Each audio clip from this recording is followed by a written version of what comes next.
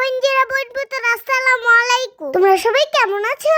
আমিও তোমাদের দোয়ায় আলহামদুলিল্লাহ ভালো আছি। আমি যে মেলাতে গিয়েছিলাম গত ভিডিওতে দেখিয়েছিলাম, আর আমি সেই মেলা থেকে কি কি এনেছি 2 ব্যাগ ভর্তি করে, এখন সেটা আপনাদেরকে দেখাবো। তো মনোযোগ দিয়ে আমার ভিডিওটা দেখবেন। প্রথমে যেই জিনিসটা বের করছি সেটা হচ্ছে একটা মাটির কলস।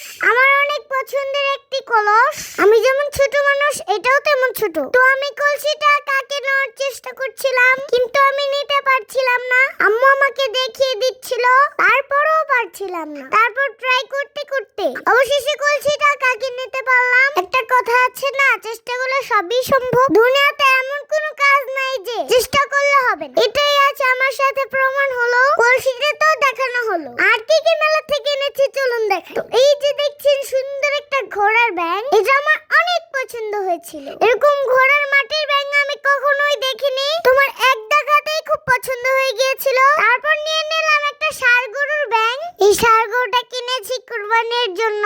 সামনে তো কুরবানি, কেমন হবে গাইস বলেন তো? যাই হোক, এটা আপনারা সিরিয়াস মনে করবেন না, জাস্ট আপনাদের সাথে একটু ফান করলাম। তারপর নিয়ে নিয়েছে একটা হাঁস, এটা কিন্তু কোনো ব্যাঙ না। এই হাঁসটাও মাটির, এটা সাজানোর জন্য এনেছি। এইসব জিনিস আমি কখনো দেখিনি, আজকে প্রথম দেখলাম। আমার সবচেয়ে ভালো লেগেছে এই ষাঁড় গরুটা। এটাকে দেখে মনে হচ্ছিল একদম বাস্তব গরু। তো এটার মধ্যে আমি টাকা জমাবো, এটার মধ্যেও আমি টাকা জমাবো। আমি মাঝে মধ্যে ভাবি মাটি দিয়ে এত সুন্দর জিনিস কিভাবে তৈরি করে। মাটি দিয়ে হাড়ি, পাতিল, খেলনা টেলনা, এগুলো যতই দেখছি অবাক হয়ে যাচ্ছি। মেলা থেকে এই সুন্দর পাখাটাও এনেছিলাম। যেই গরমের দিন আসছে এমনিই কারেন্ট ঠাস-ঠুস চলে যায়। এই পাখাটা আমার জন্য খুব উপকার হয়েছে।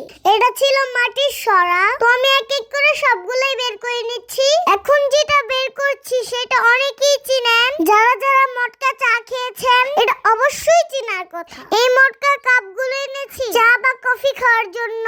এগুলোতে চা কফি খেতে অনেক মজা লাগে। আর এটা কি এনেছি বলেন তো? এটা হচ্ছে ভর্তা বানানোর জন্য এনেছি। এভাবে ডলে ডলে ভর্তা বানাবো।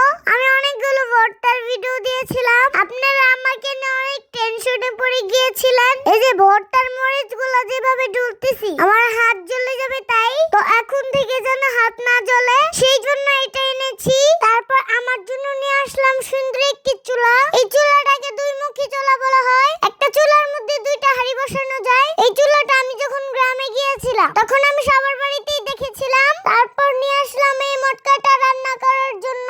এটার মধ্যে কি কি রান্না করব ভিডিওতে দেখতে পাবেন। আর এই ছোট ছোট হাঁড়ি পাতিলেও রান্না করব, তাও আবার মাটির চুলায় রান্না করব।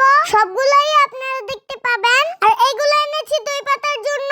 কিভাবে দই পাতি সেটা আপনারা দেখতে পাবেন। কি কি রান্না করি প্রত্যেকটা ব্লগে আপনারা দেখতে পাবেন। আমি দই পাতার জন্য অনেকগুলাই বাটি এনেছি।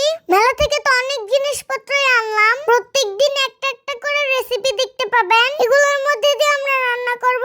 এই হাঁড়িটা এনেছি কালকে হাঁসের মাংস রান্না করব, তাই তো এই হাঁড়িটার মধ্যে হাঁসের মাংস কিভাবে রান্না করব ওইটা দেখতে চাইলে এই ভিডিওটার মধ্যে কমেন্ট করে। মাটির হাঁড়িতে রান্না করব, মাটির প্লেটে খাবো না, এটা কি কখনো হয়? আমরা বাঙালি বলে কথা, এজন্য সুন্দর সুন্দর 2টা প্লেট নিয়ে আসলাম। একটার মধ্যে আমি খাবো আর একটার মধ্যে আমার মা খাবে। মাটির প্লেটে খেতে কিন্তু অনেক মজা, যারা খায় তারাই জানে। এই যে ছোট ছোট হাঁড়ির জন্য ছোট ছোট প্লেট এনেছি। এগুলো যখন ছোট ছোট হাঁড়িতে রান্না করব তখন এগুলোর মধ্যে দিয়ে খাবো। আমি যে শুধু